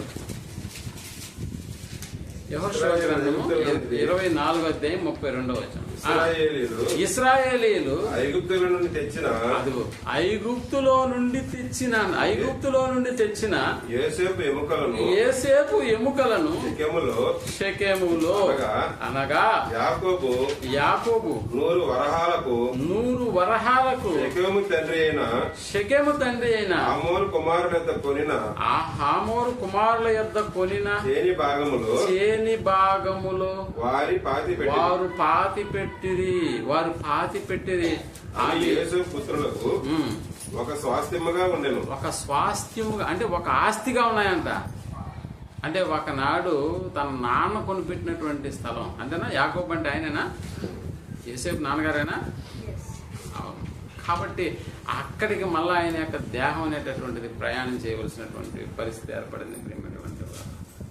ఇప్పుడు నెహెమ్యా చెప్తున్న మాట ఏంటంటే, అష్టహరస్సు రాజుతో చెప్తున్నాడు, నీకు రోగం లేదు కదా, మరి ఎందుకు నీ ఫేస్ అలా ఉందని అడిగినప్పుడు అతను చెప్తున్నాడు, యెరూషలేము అనేటటువంటిది పరిశుద్ధ పట్టణము, మా పితరుల సమాధులన్నీ అక్కడ ఉన్నటువంటి పట్టణము, దేవాలయం ఉన్నటువంటి పట్టణం. ఎవరి దేవాలయం?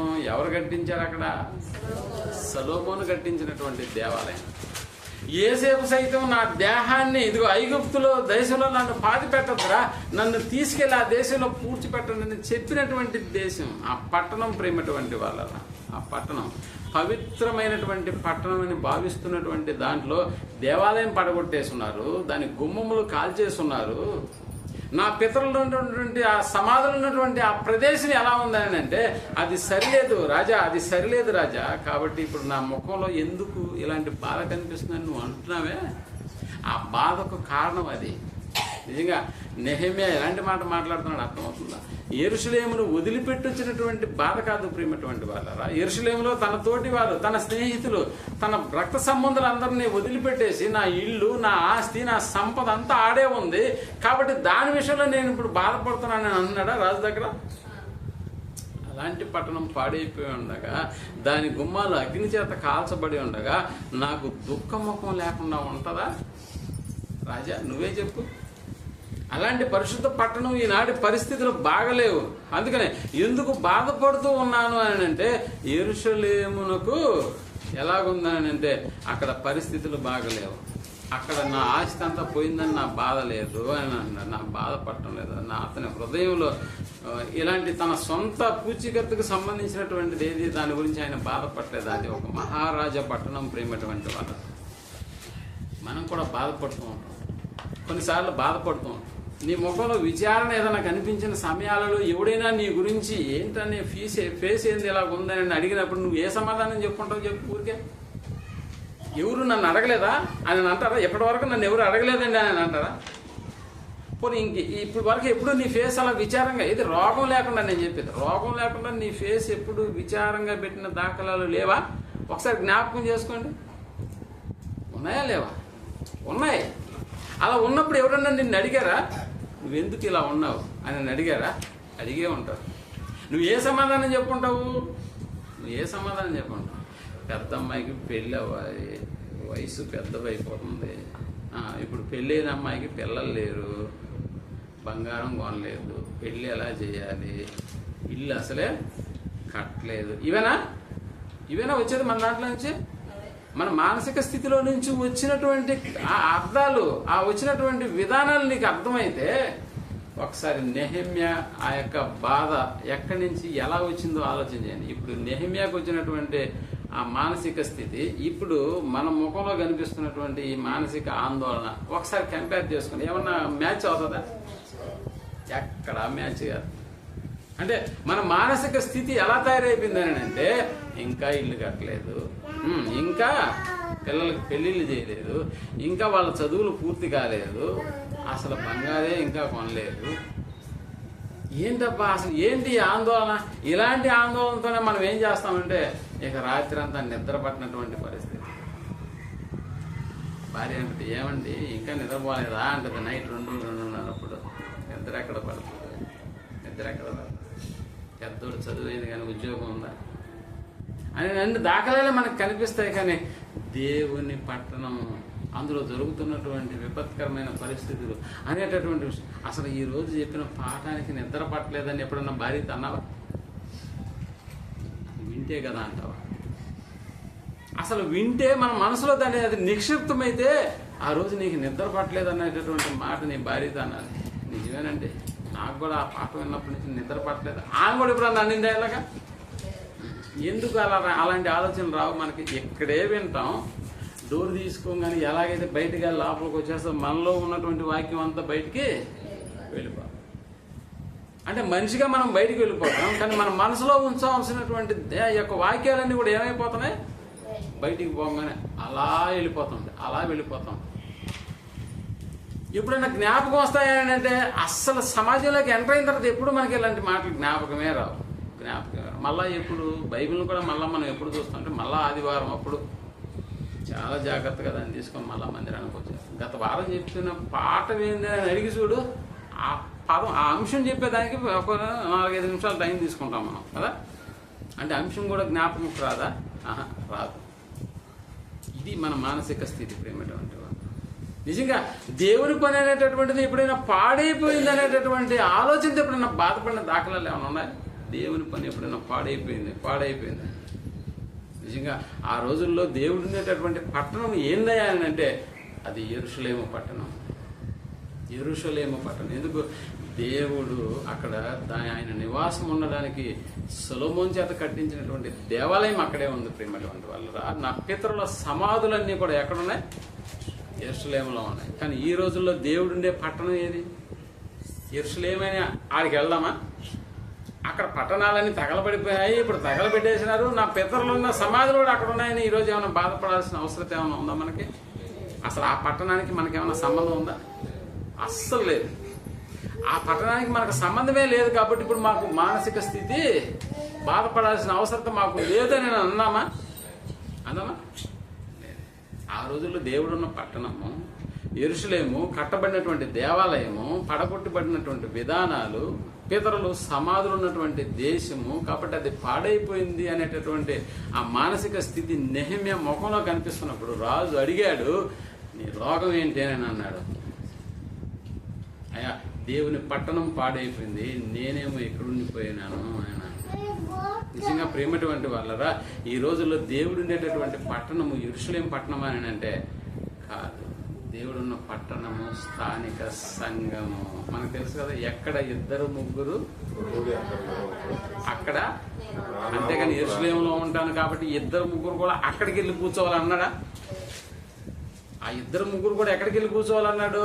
యెరూషలేంకి వెళ్ళి కూర్చోవాలని అనలేదు ప్రేమటువంటి వాళ్ళరా. ఇప్పుడు మీరు ఆలోచించండి, ఈ రోజుల్లో ఎన్ని ప్రాంతాలలో దేవుని సంఘాలు ఉన్నాయో మీరు ఆలోచన చేయండి. ఎన్ని ప్రాంతాలలో దేవుని సంఘాలు ఉన్నాయి. ఎన్ని ప్రాంతాల్లో దేవుని సంఘాలున్నా కూడా నిజంగా ఆ సంఘాలలో సత్యం అనేటటువంటిది ఉందా? అసత్యం రాజ్యం వెళ్తాం. సంఘాలేమో కనిపిస్తున్నాయి, 4 గోడలు, ఇంతకన్నా పెద్ద బిల్డింగ్లు మనకు కనిపిస్తుంటాయి, కానీ అందులో లేనిది ఏంటంటే సత్యము లేదు. సత్యము లేదు. సత్యమును గూర్చి సాక్ష్యం ఇవ్వడానికి వచ్చినానని యేసుప్రభుల వారి మాటలను ఏ రోజైనా ఈ ప్రాంతంలో సత్యం లేదు, అసత్యమే రాజ్యమే వెళ్తుందని ఎప్పుడైనా నువ్వు బాధపడిన సంఘటనలు, సందర్భాలు ఏమైనా ఉన్నాయి? లేదు ప్రేమటువంటి వాళ్ళు. దేవుని సంఘాలు ఈనాడు ఏమైపోయాయంటే పాడైపోయాయి. దేనివల్ల? సత్యము లేక. అందుకని అబద్ధాలన్నీ ప్రచారం చేస్తూ ఉన్నారు, అబద్ధాలు ప్రచారం చేస్తున్నారు, సత్యాన్ని సమాధి చేసేస్తున్నారు. ఇన్ని జరుగుతున్నా కూడా మనలో ఎలాంటిది ఏం కలగట్లేదు అని అంటే ఎక్కడ కూడా కించెత్తైనా కూడా అన్న అక్కడ చాలా చర్చలు అయితే ఉన్నాయి, కానీ సత్యాన్ని చెప్పే చర్చలు లేవని ఎప్పుడన్నా మనకు చెప్పినటువంటి దాఖలాలు ఏమైనా ఉన్నాయి? బయట సంఘాలలో కూడా మనల్ని పిలుస్తారు, మన చేత వాక్యం చెప్పించుకుంటారు. సత్యాన్ని ఒకవేళ మనం బోధించినా కూడా భలే చెప్పాడు అని అంటారే తప్ప సత్యాన్ని అంగీకరించేటటువంటి పరిస్థితులు అక్కడ కూడా మనకు కనపడవు. ఏనాడైనా సత్యాన్ని గురించినటువంటి ఆ యొక్క మానసిక స్థితి మనం అనుభవించామా? లేదు ప్రియమైనటువంటి వారు. నెహెమ్యా చేసింది అదే. నెహెమ్యాలో ఉన్నటువంటి ఆ భక్తిని చూసినటువంటి రాజు సంతోషపడ్డాడు ప్రియమైనటువంటి వాళ్ళరా. ఇదిగో నువ్వు అక్కడ వదిలి వచ్చినటువంటి నీ ఆస్తిని గురించి నువ్వు మాట్లాడలేదు, బాధపడలేదు. నువ్వు అక్కడ వదిలి వచ్చినటువంటి నీ బంధువుల గురించి నువ్వు నీ మానసిక స్థితిని దాని గురించి ఆలోచన చేయట్లేదు, నీ ఆస్తి వీటిని గురించి నువ్వు మాట్లాడట్లేదు. నెహెమ్యా నువ్వు మాట్లాడుతున్నది ఏంటో తెలుసా? పితరుల్లో సమాధులు ఉన్నటువంటి దేశము, దేవుని యొక్క ఆలయ నిర్మాణం ఉన్నటువంటి దేశము, ఈరోజు దాని గుమ్మాలు కూడా కాలిపోయినాయని మాట్లాడుతున్నావే అని అతని భక్తిని చూసినటువంటి రాజు ఏమంటున్నాడు? 6వ వచనంలో మనం వెళ్ళి ఆలోచించగలిగాం. నెహెమ్యా గ్రంథంలోకి వెళ్ళి 2వ అధ్యాయం 6వ వచనాన్ని మనం ఆలోచన చేస్తున్నాం. అందుకు రాజు రాణి తన యొద్ద కూర్చొని ఉండగా నీ ప్రయాణం ఎన్ని దినములు పట్టును? నీవు ఎప్పుడు తిరిగి వచ్చేదవని అడిగాను. అదిగో నీ ప్రయాణము ఎన్ని దినములు పట్టును? నీవు ఎప్పుడు తిరిగి వచ్చేదవని అడిగాను. ఎప్పుడు తిరిగి వచ్చేదు అని అడిగాను. నేను ఇంతకాలం అని చెప్పినప్పుడు రాజు నన్ను చంపుటకు చిత్తము గలవాడాయను. చంపుటకు అంటే ఇక మొత్తం స్టోరీ అంతా మారిపోతుంది. రాజు నన్ను పంపుటకు చిత్తము గలవాడాయను. ఇదియుగాక రాజుతో నేను ఇట్లా అన్నాను.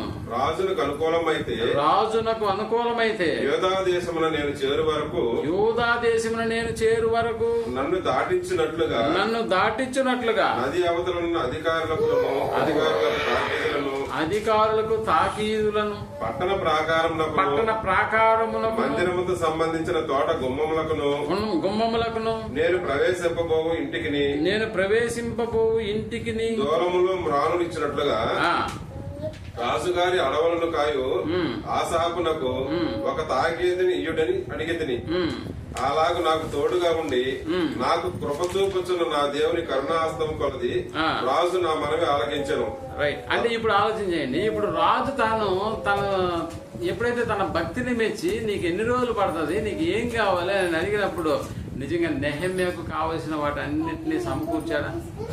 అధికారులను ఆయనతో పాటు కొంతమందిని ఇచ్చి కూడా పంపాడు. యెరూషలేము పట్టణానికి తిరిగి కట్టడానికి నెహెమ్యా ఏం చేశాడని అంటే పూనుకున్నాడు. ప్రేమటువంటి వాళ్ళు పితరుల సమాధులు ఉన్నటువంటి పట్టణాన్ని గురించి ఆలోచన చేశాడు.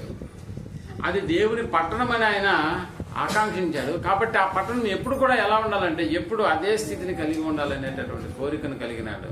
తానేమో బానిసగా ఎక్కడున్నాడంటే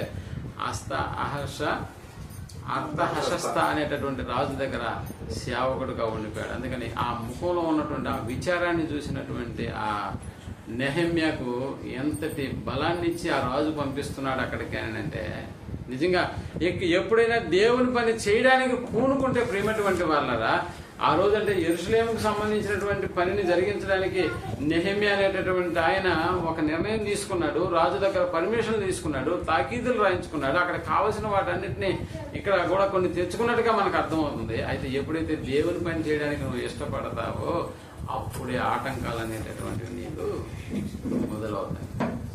మొదలవుతాయి. నిజంగా ప్రియమైనటువంటి వాళ్ళరా, అది ఎలా ఎలా ఆటంకాలు వస్తాయో మనకు తెలుసు. ఎలా వస్తాయని అంటే మనతోటి ఉన్న వారితోనే ఆటంకాలు వస్తాయి. బయట వారిని కొంచెం పక్కన పెడితే మనతోటి ఉన్నటువంటి వారే మనకి ఆ పనులను గురించి వాళ్ళు హేళి చేసేటటువంటి పరిస్థితి ఏర్పడుతుంది. అంటే ఉన్నవారి పట్ల ఆటంకాలు వస్తాయా అని అంటే వస్తాయి ప్రియమైనటువంటి. ఒకసారి మనం 2వ అధ్యాయము నెహెమ్యా గ్రంథంలోనే 10వ వచనాన్ని మనం ఆలోచించాం. హోరోనీయుడైన సన్బల్టును అమోనీయుడైన టోబయాను దాసుడను ఇజ్రాయేలులకు క్షేమము కలుగు చేయవాడు ఒకడు వచ్చినని విని బహుగా దుఃఖపడిరి. వీళ్ళెందుకు దుఃఖపడుతున్నారు? అక్కడ యెరూషలేము పట్టణానికి ఏం చేయడానికి వచ్చాడు ఈయన? క్షేమము కలుగు చేయు ఒకడు వచ్చెను అని విని, క్షేమము కలుగు చేయడానికి ఒకడు వచ్చాడని విని బహుగా దుఃఖపడ్డారంట. బహుగా దుఃఖపడ్డారు అంటే మంచి పని చేస్తే దాన్ని చూసి ఏడ్చే వాళ్ళు కూడా ఉంటారా? ఉంటారనడానికే నెహెమ్యా జీవితాన్ని ఇక్కడ రాయించాడు ప్రేమటువంటి వాడు.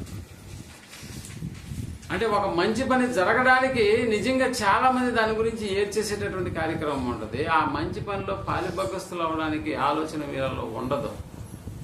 దాని గురించి ఏడ్చేటటువంటి వాళ్ళు మన దగ్గర ఉంటారు. ఒకసారి 4వ అధ్యాయంలోకి వెళ్ళి 1వ వచనాన్ని మనం ఆలోచించగలిగితే, మేము గోడ కట్టుతున్న సమాచారం విని కోపగించి అదే ఎవరైతే దుఃఖపడ్డారో అతని గురించి చెప్తున్నాడు అనమాట. అతను ఏం చేశాడంట? కోపగించి రౌద్రుడై యూదులను ఎగతాళి చేసి, అదిగో యూదులను ఎగతాళి చేసి షోమ్రోను దండువారి ఎదుటను తన స్నేహితుల ఎదుటను ఎట్లన్నాడు. ఆడు కూడా యూదుడే. దుర్బలులైన ఈ యూదులు ఏమి చేయుదురు? తమంతట తామే ఈ పని ముగింతురా. బలులు అర్పించి బలపరుచుకుందురా. బలులు అర్పించి అంటే ఇంతకుముందు ఇక్కడ బలులు జరిగాయి కదా ఆ యెరూషలేము దేవాలయం. బలులు అర్పించి వీళ్ళు తమను తాము బలపరుచుకుందురా. ఒక దినమందే ముగింతురా. ఇంత పట్టణం మళ్ళీ తిరిగి కట్టేదానికి ఒక దినమే దీన్ని ముగించేస్తారా? కాల్చబడిన చెత్తను కాల్చబడిన చెత్తను కుప్పలుగా పడిన రాళ్లను మరలా బలమైనవిగా చేయుదురా. మళ్ళా తిరిగి కట్టడానికి వీళ్ళు వచ్చారే, ఎక్కడి నుంచో ఊరేగుతా వచ్చేసినారు. వీళ్ళు ఒక రోజులోనే కట్టేస్తారా? బలులు అర్పించేసి బలపరిచేస్తారా? అంటే వాళ్ళ యొక్క హేళన చూడండి ఎలా ఉందో. అంటే దేవుని పని చేసేటటువంటి వారిలో బలహీనం పరిచేటటువంటి విధానాలు ఎన్నిగా నిన్ను కుంగతీస్తాయో నీకు అర్థమైతే, నిజంగా దేవుని పని కోసం ఎన్ని కష్టాలు అనేటటువంటివి వస్తాయో మనం ఆలోచించగలిగితే ప్రేమటువంటి వాళ్ళరా. అందుకని ఆ పని చేసేదానికి వచ్చినప్పుడు నిన్ను ఎగతాళి చేసేటటువంటి వాళ్ళు కనిపిస్తారు. నువ్వు చేస్తున్న పనిని దిగజార్చేటటువంటి వాళ్ళు నీ వెంటనే ఉంటారు. ఇంత దూరం అవసరం అన్నా మీటింగ్కి పోయినప్పుడు ఇంత దూరం అవసరమా? నాతో ఉన్న వాళ్ళు ఎప్పుడు అలా అనలేదనుకోండి. అంటే ఇంత అవసరమా మనకి? ఇంత రిస్క్ అవసరమా? అవును, దేవుని విషయాల్లో రిస్క్ అవసరం. ఎందుకు?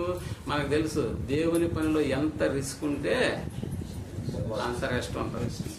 ఎక్కడ రెస్ట్? మనం వెళ్ళే లోకం. ఇక్కడ నువ్వు ఎంత రిస్క్ తీసుకుంటేనే అంత రెస్ట్లోకి వెళ్తావు. ఇక్కడ ఎంత రెస్ట్ తీసుకుంటే అంత రిస్క్ లో పడిపోతావు అక్కడ, అంతే కదా. సో రిస్కా రెస్టా నువ్వు డిసైడ్ చేసుకో. ఇప్పుడు నెహెమ్యా డిసైడ్ చేసుకుంది ఏంటంటే రిస్క్ తీసుకున్నాడు. రాజు దగ్గర తాకీదులు రాయించుకున్నాడు, రిస్క్ తీసుకున్నాడు. 16వ వచనం చూడండి ఒకసారి. అదే 4వ అధ్యాయం 16వ వచనం. అయితే అప్పటి నుండి నా పనివారుల సగం మంది పని చేయించి వచ్చి సగం మంది ఈటెలను బల్లెములను విండ్లను కవచము ధరించిన వారే వచ్చిరి. అది ఎలా వచ్చారంట? ఈటెలను అంటే ప్రమాదం ఎక్కడో లేదురా, మన వాళ్ళ దగ్గర ఉంది. కాబట్టి ఇప్పుడు ఏం చేయాలి? ఎన్ని ప్రమాదాలు, ఎన్ని కష్టాలు, ఎన్ని నష్టాలు, నిజంగా అలాంటి ఎన్ని వచ్చినా కూడా పని మాత్రం ఆగకూడదు. దేవుని పని మాత్రం ఆగకూడదు. మనం చనిపోయినా పర్లేదు. ఎందుకు? మనలో ఉండాల్సింది తిరిగితనం కాదు, మనలో ఉండాల్సింది ధైర్యము. ఎందుకని అంటే దేహమును చంపు వారికే నువ్వు భయపడకూడదు. ఈ పదం నెహెమ్యా కాలంలో ఏమైనా చెప్పాడండి యేసుక్రీస్తు? అసలు యేసుప్రభుల వారే లేరు అక్కడ. అయినా వీళ్ళకి అంతటి ధైర్యం ఎలా వచ్చింది? అంతటి ఆలోచన ఎలా వచ్చింది? దేవుని పని కోసం నువ్వు పూనుకున్నప్పుడు నిన్ను హెచ్చరించేవాడు, నిన్ను కిందకి లాగేసేవాడు, నిన్ను భయపెట్టేవాడు ఎవడొచ్చినా కూడా నువ్వు అలాంటి వాడికి భయపడాల్సినటువంటి అవసరం లేదు. ఎందుకంటే నువ్వు పిరిగివాడివి కాదు. ఒకనాడు నెహెమ్యాకు ఇలాంటి సంగతులు యేసుప్రభుల వారు బోధించకుండానే అతని మానసిక స్థితి ఎలా సిద్ధం చేసుకున్నాడు అని అంటే, ఈ పనిలో నేనేమైనా పర్లేదు కానీ పని ఆగకూడదు. కాబట్టి తను ఏర్పరచుకున్నటువంటి మనుషులు కూడా ఎలా సిద్ధపడిపోయినారో మీరు ఆలోచించండి. ఎలా సిద్ధపడిపోయారని అంటే, ఇదిగో కొంతమంది పని చేయించు వచ్చారంట. సగం మంది ఈటెలను, బల్లెములను, విండ్లను, కవచములను ధరించిన వారై వచ్చిరి. అధికారులు, యూదులు ఆయా ఇంటి వారి వెనుక నిలచిరి. గోడ కట్టువారును, బరువులు మోయేవారును, బరువులు ఎత్తువారును ఒక్కొక్కరు ఒక్క చేతితో పనిచేసి ఒక చేతితో ఆయుధము పట్టుకొని ఉండిరి. మరియు కట్టువారిలో ఒక్కొక్కడు తన కత్తి నడుమునకు బిగించుకొని గోడ కట్టుచూ వచ్చెను. బాగా ఊదువాడు నా యొద్ద నిలిచెను. ఎవడు ఆ రోజుల్లో ఎంత కష్టమా అంటే, ఎవడు తన మీదకి వచ్చినా కూడా పని మాత్రం ఆగకూడదు. కాబట్టి మన దగ్గర ఏముండాలంటే, ఒక చేతితో పని చేయాలి, మరొక చేతితో ఆయుధం పట్టుకొని పని చేయాలి. ఎందుకంటే మనకు వచ్చినటువంటి రిస్క్ అలాంటిది, అలాంటిది. అందుకని ప్రేమటువంటి వాళ్ళరా, నిజంగా దృష్టాంతాలుగా వారికి సంభవించినటువంటివి ఇదిగో యుగాంతమందున్నటువంటి మనకు దేవుడు బుద్ధి కలుగు, బోధ కలుగు నిమిత్తం రాయించాడు ప్రేమటువంటి వాళ్ళు. బలులర్పించి బాగు చేస్తారా? ఒక్క దినమందే గోడలన్నీ నిర్మించేస్తారా? కాల్చబడినటువంటివన్నీ కూడా మీరు మళ్ళీ తిరిగి పునరుద్ధరణ చేస్తారా? నిజంగా ప్రేమటువంటి వాళ్ళ దేవుని పని కోసం ఎన్ని ఆటంకాలు వస్తాయని అంటే, అవును, అది దేవుని పని. కష్టాలు, కన్నీళ్ల మధ్య నువ్వు నిలబడగలిగితే నీలో ఉన్నటువంటి గొప్పతనం అనేటటువంటిది అప్పుడు మాత్రమే బయటకు వస్తుంది ప్రేమటువంటి వాళ్ళ. నిజంగా మనం ఒక 50 కిలోమీటర్ల దూరం నడిచి ఇక్కడికి రావాలండి అని అనుకుంటే నిజంగా ఏమంటామని అంటే, అంత దూరం ఎక్కడికి పోతాం? 50 కిలోమీటర్లు ప్రయాణం చేయాలి.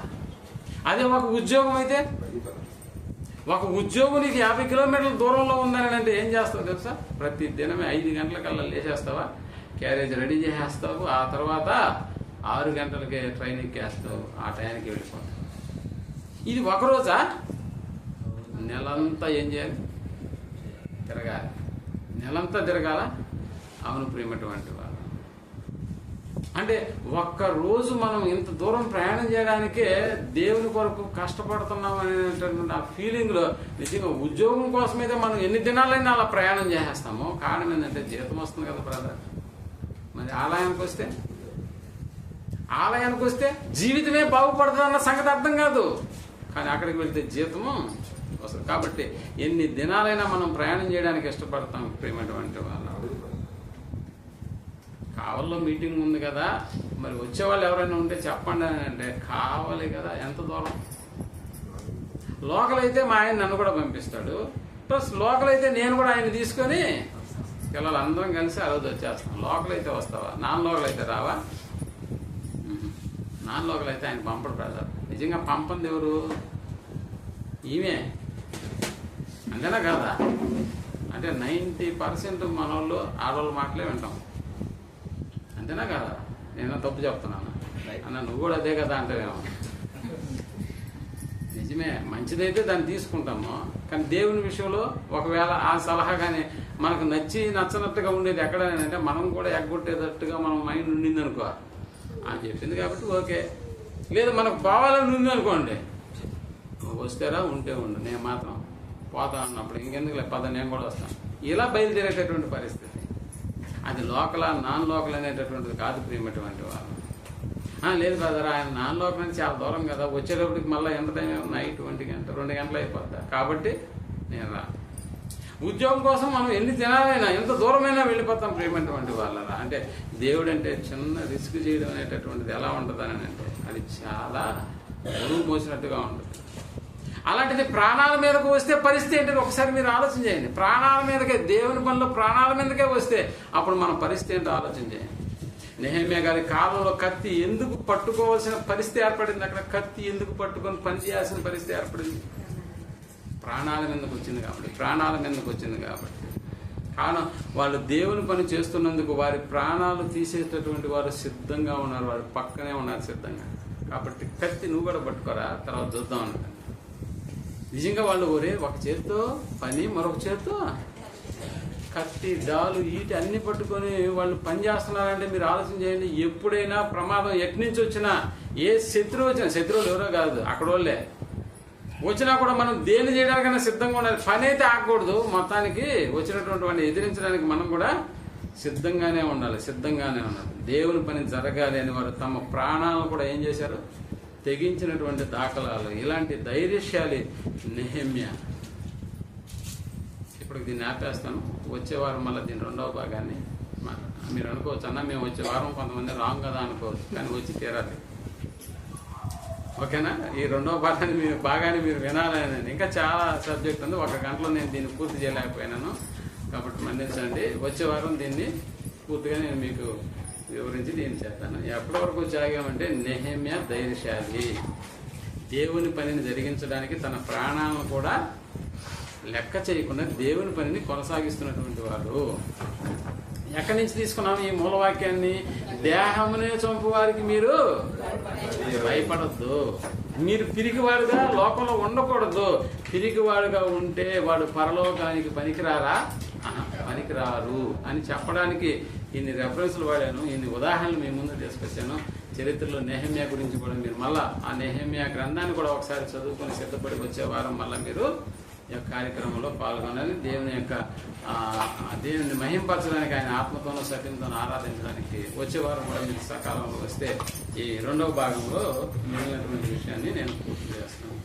ప్రార్థన చేస్తున్నాను. దయగలిగిన మాకన్నదండి, ఉన్నతమైనటువంటి మీ మాటలు జ్ఞానయుక్తంగా నీ బిడ్డలు ఆలోచించడానికి మీరు రాయించినటువంటి మాటల యొక్క విషయాలను బిడ్డలకు తెలియజేసింది. దేహంలో చంపు వారికి మేము భయపెడితే నిజంగా మేము తీసుకోవాలి.